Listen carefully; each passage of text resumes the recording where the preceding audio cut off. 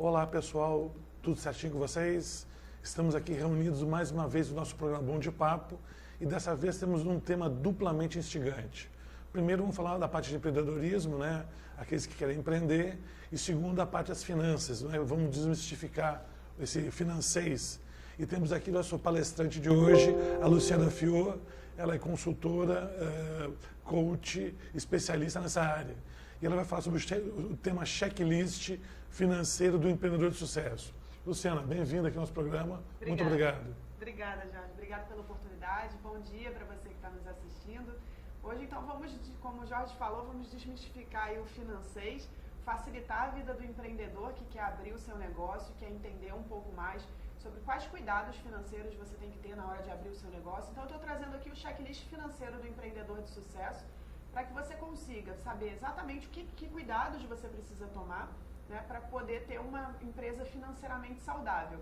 Bom, então eu sou Luciana Fior, eu sou empresária, eu tenho uma empresa, eu sou especialista em finanças pessoais, especialista em gestão empresarial pela FGV, mas mais do que saber na teoria, Jorge, o importante é a gente saber na prática, claro, né, o que faz diferença para a gente ter uma empresa financeiramente saudável. E eu tive a oportunidade de aprender na prática, porque eu também criei a minha empresa. Então, toda a teoria que eu já tinha, eu pude experimentar na prática.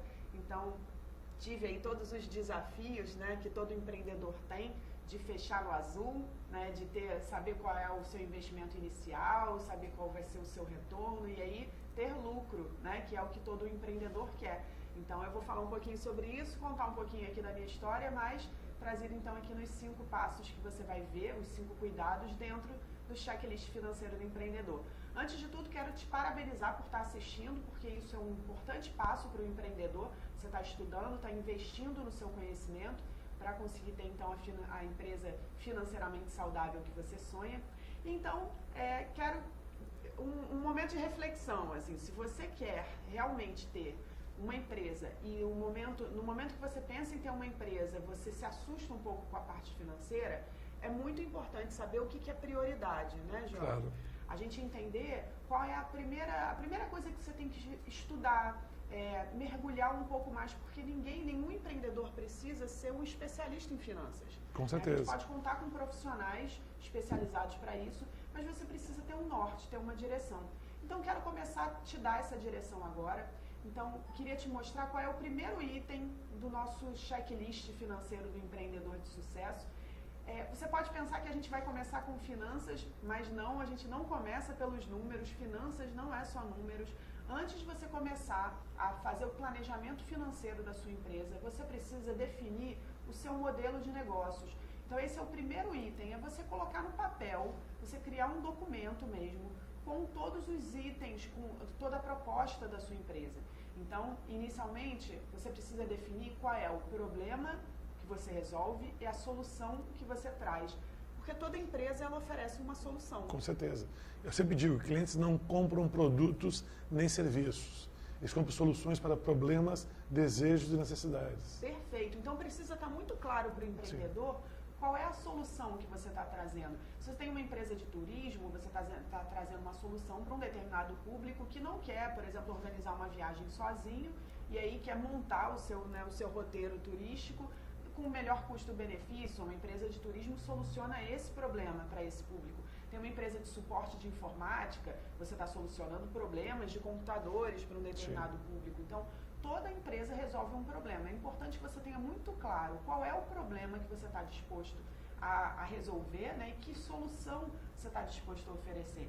Então, isso é o começo do seu plano de negócios. Ainda no plano de negócios, que é o nosso primeiro item aí do checklist financeiro do empreendedor de sucesso, você precisa definir a sua oferta de valor e o seu diferencial. Porque você vai resolver um problema, mas de que maneira você pretende resolver esse problema? Com que diferencial? Por que alguém procuraria você e não um concorrente, né? Então, você precisa definir e colocar de forma bem clara num documento, no seu plano de negócios, qual é o seu diferencial com relação à concorrência. Terceiro ponto, ainda no nosso primeiro item, são os nossos canais de venda. Então, quando você definir o seu plano de negócios, você precisa definir quais são os canais de distribuição. Como é que o cliente vai chegar até você?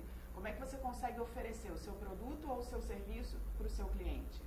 Um outro ponto muito importante do seu plano de negócios são os seus segmentos de clientes. Você vai vender para pessoa jurídica, para pessoa física, você vai vender para que tipo de público? Quem é esse público para quem você vai oferecer essa solução para esse problema? Então, o segmento de cliente é muito importante. Um outro ponto, que aí você já começa a pensar um pouquinho mais em números. Quais são os recursos chaves para o funcionamento da sua empresa? Isso precisa estar no seu plano de negócios. Então, que recursos você precisa contar? Funcionários, equipamento, maquinário... Infraestrutura, né? Infraestrutura, exatamente. Qual é a infraestrutura que você precisa para o seu negócio funcionar? Então, você precisa fazer uma lista dessa infraestrutura, são seus recursos chaves. Qual a sua estrutura de custos? Ou seja, quando que vai ter desembolso financeiro? O que vai gastar? Sim. O que vai ser gasto na sua empresa? Então, vai ter energia elétrica, água, luz... gás, enfim, toda a estrutura que você precisa, os próprios funcionários, o que você vai gastar com a sua empresa, então qual a sua estrutura de custos e quais são as suas fontes de receitas. Esse é o principal desafio, né? Exatamente. Botar no azul tem sem ter fonte de receita. Perfeito. Alguém tem que pagar a conta. Sim. Não então, tem jeito. A gente precisa definir que produto, que serviço vai ser oferecido, Sim. o preço disso, principalmente, né? Acho que talvez, pela minha experiência com empresários pequenos, eu percebo que muitas das vezes eles têm dificuldade de precificar. Ou bota o preço muito caro e não vende, ou muito barato e deixa ganhar dinheiro. E um ponto importante, esse plano de negócios, além de ajudar a gente a precificar, ele ajuda a gente a definir o nosso valor, a nossa proposta Sim. de valor. Quando a gente tem um diferencial muito grande com relação à concorrência, a gente pode até cobrar mais caro. Com certeza. Até para justificar o diferencial. Exatamente. Então, esse plano de negócios é o primeiro passo para o seu plano financeiro. Sim. Né? Saber qual é a proposta da sua empresa, para onde você está caminhando, quais são os seus diferenciais, suas estruturas de custos, estruturas de receitas. Né? Tudo isso é muito importante. Não é simples. Não. É complexo, Sim. é desafiador. Então, o quanto antes você começa esse desenho do seu plano de negócios, melhor. E aí a gente pode, então, começar a falar de parte financeira, efetivamente. Né? Uma perguntinha.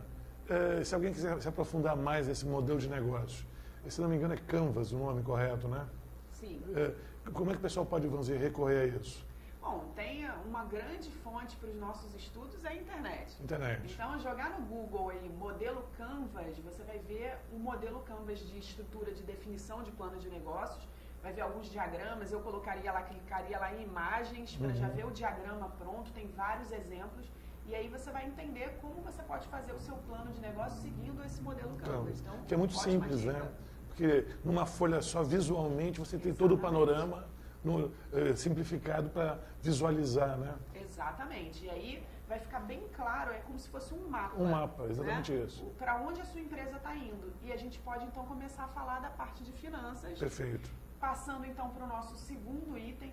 O segundo item o nosso segundo item do checklist financeiro é a definição do investimento inicial. Então, na definição do investimento inicial, a gente vai falar de 3 itens muito importantes. Investimento fixo, investimento pré-operacional e capital de giro.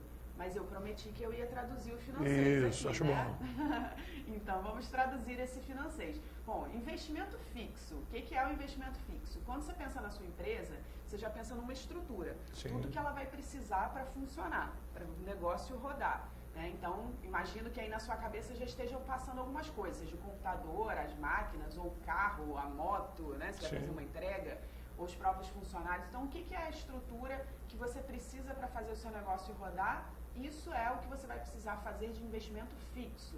Então, na hora de abrir uma empresa, é necessário fazer algum desembolso, vai ter que tirar dinheiro do bolso. Então, vamos começar fazendo a lista do que a gente considera investimento fixo. Esse é o primeiro ponto.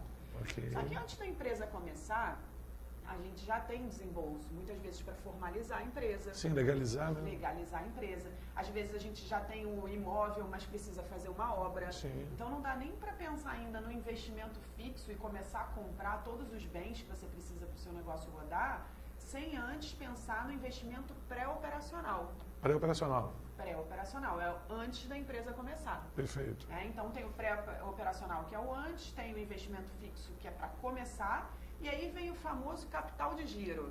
Esse é um grande problema. Né? Então, o pessoal se esquece, às vezes, justamente desse capital. Exatamente. Prepara tudo e na hora H, é como eu brinco, falta gasolina para o carro andar. Perfeito, exatamente, é o combustível. Então, eu trouxe esse diagrama aqui.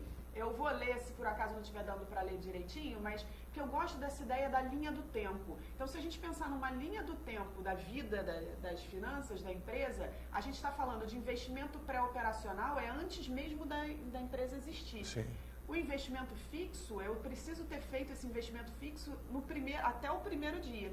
E o capital de giro, aqui, como você falou, é o combustível. É o combustível, né? Então, é ele que vai existir durante toda a vida da empresa. Certo. E você costuma usar GPS quando você não conhece o caminho? Claro. Pois é, eu também. Então, eu costumo dizer que o capital de giro, para mim, para explicar esse financeiro, o capital de giro, para mim, é o meu GPS da empresa. Certo. E por que é GPS? Trouxe aqui, ó. GPS. G de gastos. Tá. Então, o capital de giros vão ser os gastos da empresa, Ok. né, tudo que eu preciso de dinheiro para pagar o funcionamento da empresa. O P de prolabore, ou de pagamento dos sócios. Isso né? é muito importante, né? Porque às vezes o pessoal confunde, né? Que acha que o sócio, o lucro da empresa é o dinheiro do sócio. Exatamente, a gente precisa programar uma retirada. Sim. Então, o capital de giro é a grana para a empresa funcionar, para a empresa respirar, para a empresa viver. A gente não pode esperar faturar para começar a pagar tudo. Não, Sim. a gente tem que ter previamente o que a gente chama de capital de giro. E para calcular esse capital de giro, eu gosto de lembrar aqui do GPS. Sim. Quais vão ser os gastos da empresa, quanto que eu vou me pagar eu como sócio, eu não vou trabalhar de graça, Claro. eu vou fazer uma retirada mensal, eu preciso definir isso antes. Então, qual é o meu pagamento? E o S de segurança, uma margem de segurança para imprevistos. Entendi. Então, o capital de giro, eu gosto, para lembrar, traduzir ao economês, é o GPS. Os gastos, mais o pagamento do sócio, mais uma segurança, uma margem de segurança para a empresa poder lidar com imprevistos. Certo. Então, primeira coisa, investimento inicial. Então, eu vou pensar quanto que eu preciso para antes da empresa, certo. Né? Quanto que eu preciso para o primeiro dia, para a empresa funcionar, eu já vou ter precisado investir aquela grana, e quanto que eu vou precisar de capital de giro para me pagar, para pagar o funcionamento da empresa e para ter uma margem de segurança. E aí, o capital de giros, ele é de um mês? Não necessariamente. Aliás, é melhor até que não seja de um mês só, porque você vai precisar faturar, né? Qualquer percurso é como se você andasse num carro na reserva, né? Exatamente. Aí qualquer problema que ocorra, você fica na rua. Perfeito. Então, esse combustível, a gente precisa ter mais do que só a reserva. Sim. A gente precisa estar de tanque cheio. Então, quanto seria o seu tanque cheio? Se você imagina que vai levar aí 3 meses, 4 meses para começar a ter faturamento suficiente para bancar os gastos, né? O G, o P de pagamento e a sua segurança, a segurança da empresa, se você vai precisar de uns 4 meses de faturamento para isso, então o seu capital de giro seria o G, o P e o S vezes 4. Perfeito. Né? E aí fica fácil da gente enxergar. Então, esses são os investimentos iniciais que a gente precisa fazer. A gente tem intervalo agora? Olha, antes do intervalo, eu tinha uma dúvida aqui. Essa segurança, como é que você quantifica isso? Então, eu diria que a segurança ela pode ser uma margem de 10% a 20% do capital de G mais P. Na verdade, isso vai depender um pouco do negócio. Claro, mais risco, da menos risco. estrutura do negócio. Então, pensar assim, que eventualidade eu posso ter no meu negócio para necessitar de algo além do dinheiro, para eu pagar, né, o funcionamento da empresa, para eu me pagar e deixar uma reserva. Uns 10% seria uma boa margem, e se eu entender que eu conheço pouco do negócio, eu conheço pouco desse segmento, talvez trabalhar com uns 20% no início. E eu conheço muita gente também que já pega dinheiro em banco para fazer o GPS, né? Já começa mal, né? O ideal é que a gente já tenha essa reserva. Claro. Mas eu vou falar sobre isso no próximo bloco. Tá. A gente tem aí algumas possibilidades de conseguir recursos de terceiros. Tá ótimo. Então vamos voltar ao nosso pequeno break e já voltamos com esse tema muito, muito legal, que é essa parte da gestão financeira de um bom empreendimento. Previsões pessimistas e cenários traiçoeiros. Onde você quer chegar? Se antecipe ou corrija seus erros. Conte com a Mercadata, enquanto há tempo. A Mercadata é a melhor provedora de soluções corporativas. Alavanque suas vendas. Melhore o desempenho comercial da sua empresa através das nossas ferramentas de gestão, consultorias, campanhas de motivação e nossos cursos de capacitação. Enquanto há tempo.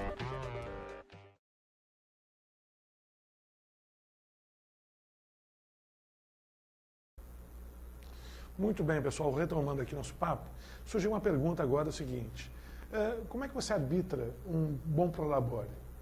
Como é que você quantifica isso? Bom, o prolabore, ele é a sua retirada mensal, ele vai pagar o seu trabalho, né? Certo. O sócio está ali trabalhando. E tem né? sócio que trabalha e sócio que não trabalha. Exatamente. Como é que é feito esse acordo O ideal, o prolabore é para bancar o trabalho do do sócio. sócio que trabalha? O sócio que está trabalhando, ele recebe um prolabore. Certo. Existe uma diferença entre prolabore e lucro. Sim. Né? Lucro é o excedente, é o que sobra na empresa. Então, você tem um faturamento que precisa bancar a empresa, bancar, né, todo o capital de giro, então bancar os gastos, bancar o pagamento do sócio, o que é bancar impostos, a gente não pode esquecer do pagamento dos impostos, o empreendedor de sucesso paga seus impostos. Sim. Então, o que a gente tem de excedente é o lucro. Sim. Esse lucro, parte dele vai ser reinvestido na empresa e parte dele pode ser distribuído, então, aos sócios Aos sócios da empresa. que trabalham e não trabalham. Exatamente. Então, o sócio que é o sócio capitalista, é aquele que coloca dinheiro na empresa, mas não trabalha,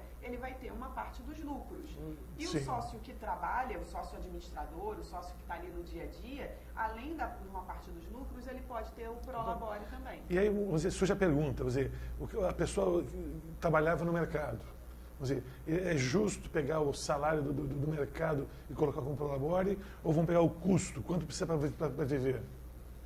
Na verdade, isso depende um pouco também das previsões de retorno da empresa. Certo. Né? Obviamente, se a pessoa trabalha no mercado corporativo como uma funcionária e ela decide abrir o seu próprio negócio, não faz sentido a gente trocar por um negócio que vai render menos do que a gente ganhava quando trabalhava para os outros. Sim. Né? Mas essa rentabilidade, esse dinheiro que a gente está almejando, ele não precisa vir no prolabore, ele pode vir nos lucros. Ah, bom. Inclusive tem umas questões contábeis. Isso que eu ia perguntar, porque se não me engano tem uma parte tributária que é diferente, sim, não é? Sim.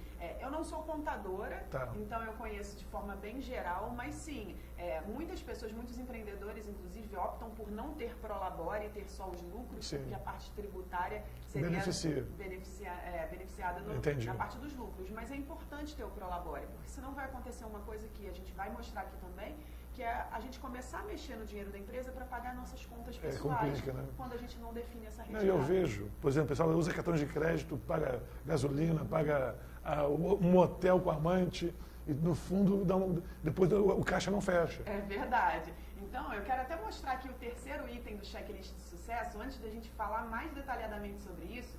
O terceiro item é a definição das metas financeiras. Isso é muito importante, Jorge, porque a gente precisa estabelecer essas metas e alguns exemplos de metas, por exemplo, metas de venda, meta de lucro, meta de crescimento da empresa, né, a meta de faturamento. A gente precisa definir os nossos marcos, os nossos indicadores. Né? Então, a gente define um plano de negócios que é para onde a gente está querendo ir. Aí a gente vai, então, definir os nossos investimentos iniciais e a gente precisa definir nossas metas, que são os resultados que a gente está esperando. Sem medida, acho que você não vai a lugar nenhum. Exatamente. Quer dizer, você decide eu quero ir para Nova York. Se você não estabelecer, primeiro tem que ir no aeroporto.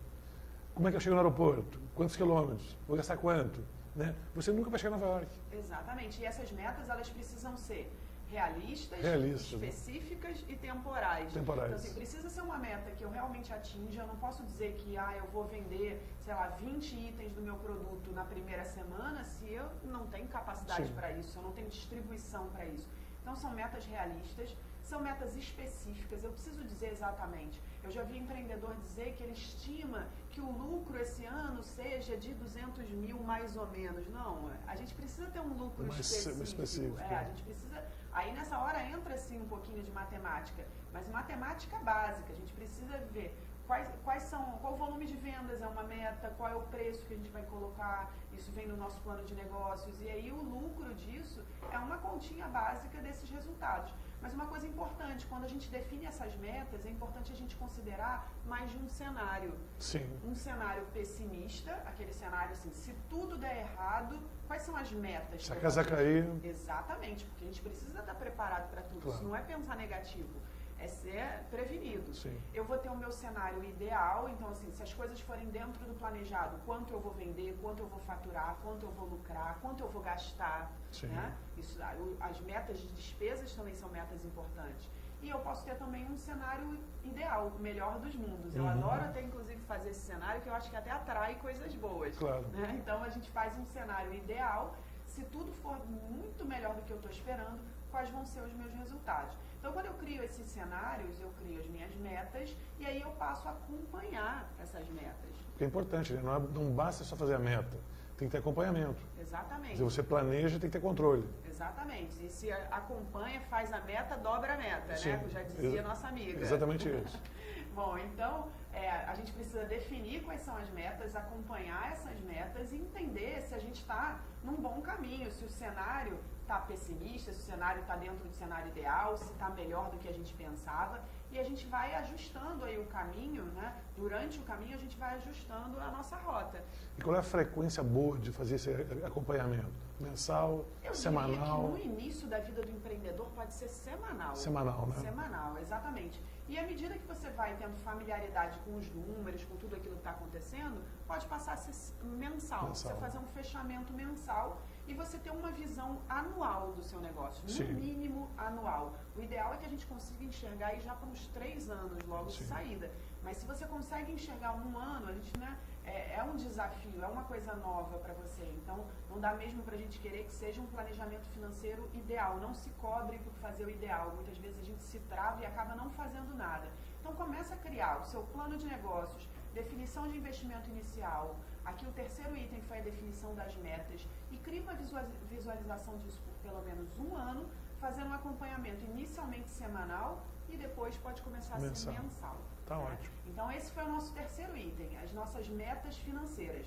O nosso quarto item, então, vamos passar para separar finanças pessoais de empresariais. Isso é muito importante. Né? Esse é um desafio, hein? Sim.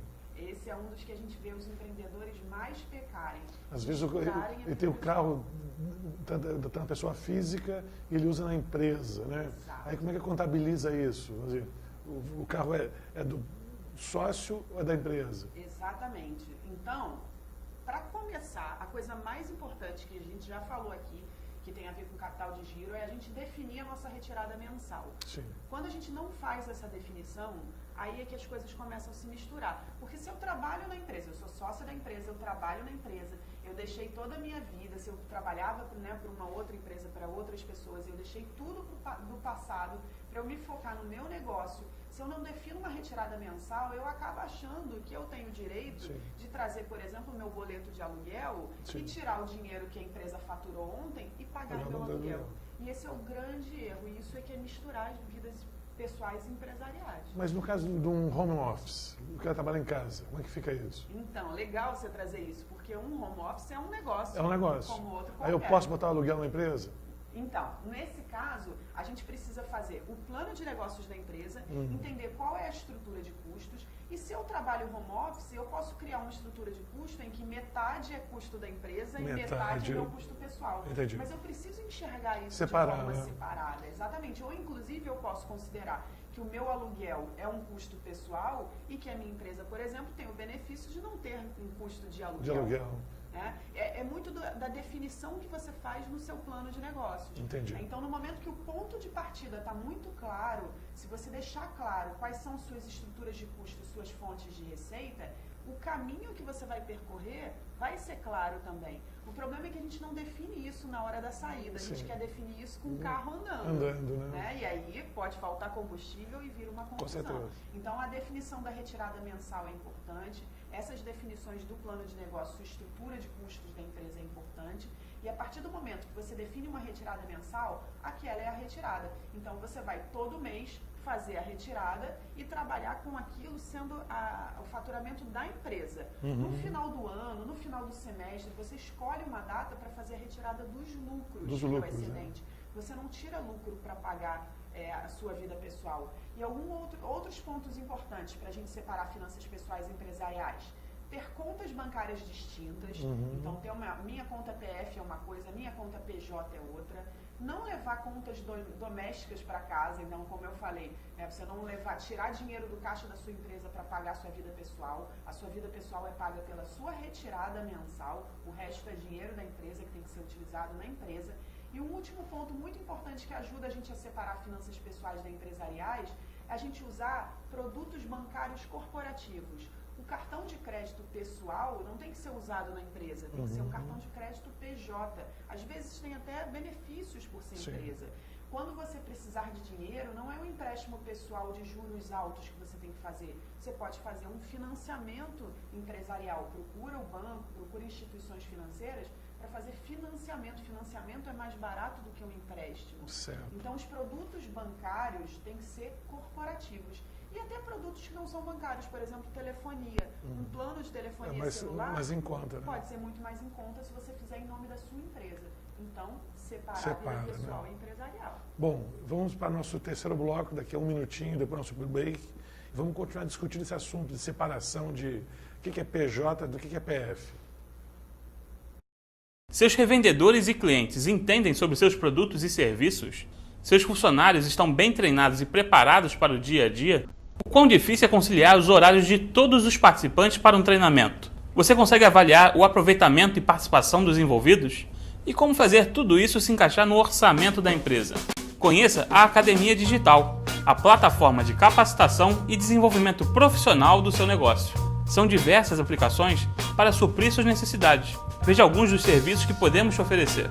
Treinamento interno, seja para sua equipe de produção, atendimento, comercial, administrativa e etc. Treinamento externo, capacitando revendedores e clientes sobre benefícios e formas de utilizar seus produtos e serviços. E fornecedores sobre normas e padrões necessários para o seu negócio.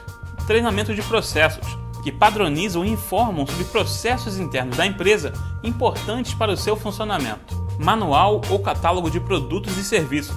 Um portal para a sua empresa mostrar o que tem para oferecer e como utilizar. Ouvidoria e perguntas frequentes. Crie um canal de comunicação na sua empresa para estar mais próximo de quem precisar. E conte com os seguintes benefícios. Flexibilidade física e de horário, disponibilizando conteúdo para os usuários acessarem a qualquer momento e em qualquer lugar, quantas vezes quiser. Controle de desempenho através de relatórios gerenciais. Redução de custos, evitando deslocamentos desnecessários e constantes investimentos em treinamentos. E padronização do conhecimento, transmitindo o conteúdo com eficiência, independente do treinador ou palestrante, aumentando a retenção dos seus colaboradores. Através de uma plataforma online, é possível disponibilizar vídeos, questionários, materiais complementares, chat e até realizar transmissão em tempo real interativa para seus usuários. Todos esses recursos podem ser ministrados presencialmente, à distância ou semipresencialmente. Veja no site uma demonstração da plataforma e garanta agora uma avaliação técnica gratuita para avaliarmos como nossa ferramenta pode melhor te ajudar. www.academiadigital.com.br.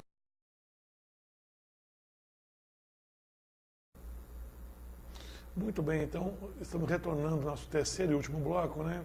E aí com essas dicas bacanas que a Luciana está falando para a gente, depois de você ter essa parte da separação das contas pessoas físicas e jurídicas, o que é relevante?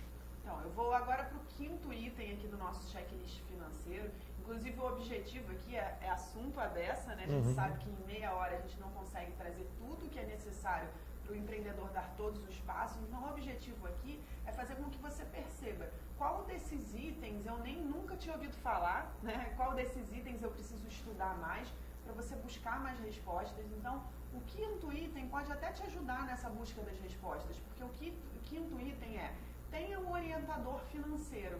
Né? Então, a primeira coisa é você fazer o seu plano de negócios. O segundo item, a gente falou aqui, a definição do investimento inicial. O terceiro, a definição das suas metas financeiras. O quarto, separar a vida pessoal da empresarial. E o quinto item que eu quero trazer para que você tenha sucesso na sua empresa, tem um orientador financeiro, para você ter transparência no seu negócio, segurança, definir sua estratégia. É muito importante que você se cerque de pessoas que possam te apoiar nisso. Então, é fundamental que você tenha um contador. O contador vai te ajudar com as questões contábeis, tributárias na sua empresa. O Brasil, num ranking da TMF Group, Jorge, ele é o segundo de 94 países. Ele ficou em segundo lugar em complexidade financeira. Complicado, Então, né? não é moleza abrir uma empresa por aqui. Esse ranking mostra, a gente só perde para a Turquia. Turquia, Esse caramba. ranking mostra que nós somos o segundo país mais difícil de se entender como gerir financeiramente uma empresa. Caramba. Né? Então a gente precisa ter um contador vai te ajudar com isso. Você pode ter o apoio de um consultor financeiro. Um consultor vai te ajudar, por exemplo, buscar um recurso mais barato, o crédito mais barato que você precisa para sua empresa, vai te ajudar a organizar financeiramente sua empresa. E você pode contar também com um coach. Eu sou coach e trainer financeiro, porque muitos momentos a gente não sabe qual é a decisão que a gente precisa tomar, a gente procrastina decisões, a gente empurra com a barriga, a gente vê que é uma porção de coisas que a gente precisa estudar, conhecer, aprender, e a gente não sabe por onde começar. Então o coach te ajuda a estruturar suas ideias, a dar os primeiros passos, a colocar isso numa... Eu gosto muito da ideia de linha do tempo, então assim, a sua linha do tempo como empreendedor. Então ter um orientador financeiro é muito importante. Eu diria que você precisa dos três, né? O empreendedor pode ter um contador, um apoio de um consultor financeiro e um apoio de um coach financeiro também, para poder trilhar o caminho do empreendedorismo com bastante sucesso. Mas enquanto você não tem nenhum deles, pesquisar, estudar, assistir materiais como esse é muito importante para o seu desenvolvimento.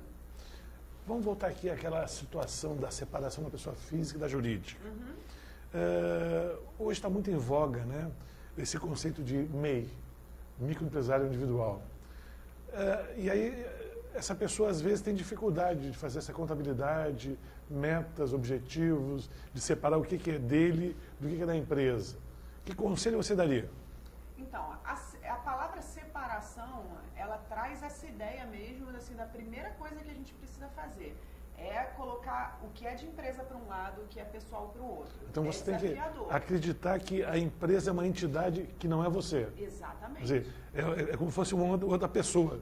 É só a gente pensar um pouquinho, sabe? Quando chega na hora do trabalho, na hora de gravar um vídeo aqui como a gente está gravando, né? A nossa postura e tal, quando dá intervalinho a gente até dá uma relaxada. Sim. Então, aqui é o Jorge e a Luciana, empresários. No momento do intervalo, é o Jorge e a Luciana, pessoa física. Então a gente percebe isso até na forma como a gente conduz o nosso trabalho.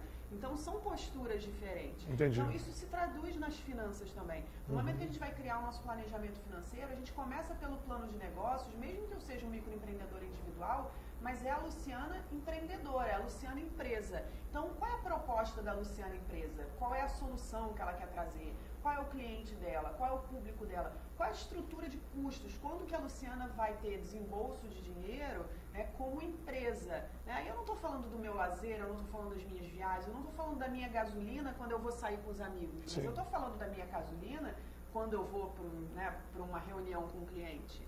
Por exemplo, um almoço de negócio. Um almoço de negócio. Eu posso debitar da empresa? É um custo da empresa. Então, não tem problema. Não tem problema, se é um almoço de negócios. Sim. Então, por isso que é importante. Quando a gente define o plano de negócio, a gente vê a nossa estrutura de custos e de receitas, como eu falei, eu gosto muito da ideia da linha do tempo. Cria uma linha do tempo. A linha do tempo começa hoje para a sua empresa e a linha do tempo começa hoje para a sua vida pessoal. Quais são as entradas de dinheiro que vai ter na vida pessoal e as saídas de dinheiro? E quais são as entradas de dinheiro da sua vida empresarial e as saídas de dinheiro? Então, você colocar isso assim, em dois fluxos separados. Desenha mesmo, pega um caderno, põe uma linhazinha do tempo assim, do mês e vai lá, o que vai entrar de dinheiro para mim? Teoricamente, para o empreendedor, o que entra de dinheiro é a sua retirada mensal da empresa. Sim. E o que sai? O aluguel, o lazer, o meu almoço quando não é um almoço de negócios, eu coloco ali aquela lista. E eu faço o mesmo para a empresa. O que entra de dinheiro? O pagamento dos clientes. O que sai de dinheiro? Os meus custos da empresa, o meu prolabore, o meu pagamento. Então, são duas linhas do tempo separadas. Se a gente conseguir enxergar essa linha do tempo aí por mês e aí fazer isso por ano, a gente tem uma visualização completa das duas vidas separadas. Perfeito. E aquela parte financeira do GPS, lá do capital de giro. Como é que, vamos dizer, hoje o pequeno empreendedor pode, vamos dizer, se organizar para isso?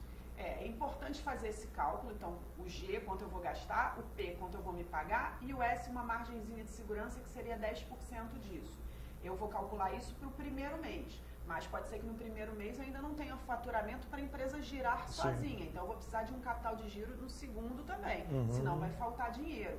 Aí eu olho para as minhas contas e eu não tenho esse dinheiro. Primeira coisa, talvez eu guardar dinheiro, demorar um pouquinho mais para abrir uma empresa, né, para eu guardar dinheiro, para eu ter capital para esses investimentos, investimento pré-operacional, investimento fixo e o meu capital de giro.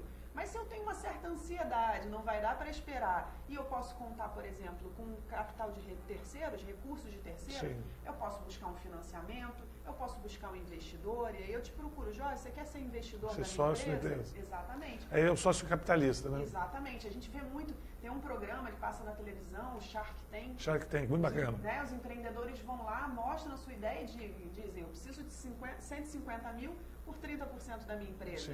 Né? E aí a pessoa está lá recebendo dinheiro, o empreendedor está recebendo dinheiro para usar na sua empresa, porque não tem dinheiro hoje para usar, e aí está dando um pedacinho. Então, quando tiver lucro, 30% desse lucro é do investidor. Do investidor. Mas é do lucro, né? Não tem nada a ver com o Prolabore. Não tem nada a ver com o Prolabore, Tá. 30% do lucro. Perfeito. E voltando àquela parte do Prolabore, você estipular um Prolabore razoável, como que você sugeriria? Nesse caso, assim, a ideia é que o Prolabore pague como se fosse, pague os seus custos pessoais. Basicamente isso. Inicialmente sim. Porque aí a empresa ela vai começar a crescer, dar lucro. Então, se você entende que nos primeiros meses você não vai ficar com dívida, sua vida pessoal vai ser bancada, você consegue trabalhar ali para aumentar o lucro e aí a partir dos lucros você retira o que é o atrativo do seu negócio, né? Então, que vale a pena estar fazendo aquele negócio. Então, vamos dizer, esse Prolabore inicial pode com o tempo ser aumentado. Pode com o tempo ser aumentado, mas eu diria para que cada um buscasse um apoio de um contador para fazer esse cálculo. Porque pode ser que seja mais interessante que o Prolabore seja mantido e que você retire em forma de lucros. lucros. Entendi. Agora, das 5 dicas, qual é a dica mais difícil, na sua opinião, do empreendedor seguir? A mais difícil, eu diria que é separar as finanças pessoais da empresarial. Certo. Porque ela vai depender de uma outra dica que também é bem desafiadora, que é a definição do plano de negócio. Certo. Então, eu diria que essas duas são fundamentais. Conseguir separar as finanças pessoais da empresarial é muito importante, mas isso só vai ser possível acontecer se o empreendedor definir um plano de negócios muito bem detalhado. E para isso é muito importante estudar, conversar, pesquisar com pessoas que já atuam no seu mercado, visitar outras empresas do mesmo segmento. Então, essa troca, essa pesquisa é muito importante para a definição do plano de negócios. E para fazer um bom plano de negócio, o que você aconselha? Aconselho, como você falou, pesquisar o Canva, o modelo Canvas, né? Então joga lá no Google, modelo Canvas, plano de negócios, dá uma olhada em imagens, você vai ver vários modelos, alguns já até prontos, para você ter uma ideia de como você pode fazer o seu. E investir em conhecimento. Um dos principais investimentos, talvez a gente não tenha falado aqui como investimento inicial, porque no Financeis a gente não fala muito sobre isso, mas é muito importante investir em conhecimento, fazer cursos. Tem muita coisa disponível na internet, tem muita coisa gratuita. Eu quero, inclusive, deixar meus contatos aqui, Jorge. Eu tenho uma página do Facebook, é só você me procurar por Luciana Fiô. Vou colocar aqui na tela, Luciana Fiô, domine suas finanças. Meu nome se escreve F-I-A-U-X. Você pode me achar também no Instagram, @domine-suas-finanças. E eu tenho um blog também, www.dominesuasfinanças.com.br. Então é muito importante que você procure fontes de informação para você aprender a dominar suas finanças, ter a empresa equilibrada e financeiramente saudável que você está buscando. Então vou fazer um pequeno resumo das 5 dicas que você dá. Primeiro. Plano de negócio, definição do plano de negócio. Muito bom. Segundo. Definição do seu investimento inicial, que é pré-operacional, fixo e capital de giro. GPS. O GPS. Exatamente. Terceiro. Terceiro, a sua definição das suas metas financeiras. Perfeito. Quarto. Separar a vida pessoal da empresarial. E por último. Contar com um apoio especializado, um orientador financeiro, um contador, um consultor ou um coach. Passei na prova? Passou na prova, muito bom. Pessoal, tenho certeza que essas dicas vão ser muito bacanas para vocês. Espero que vocês tenham aproveitado. E agradeço a presença da Luciana aqui mais uma vez no nosso programa. Espero tê-la novamente em outros eventos, com outros temas mais instigantes, tanto quanto esse. Acho que essa linguagem do não financeiro é muito bacana.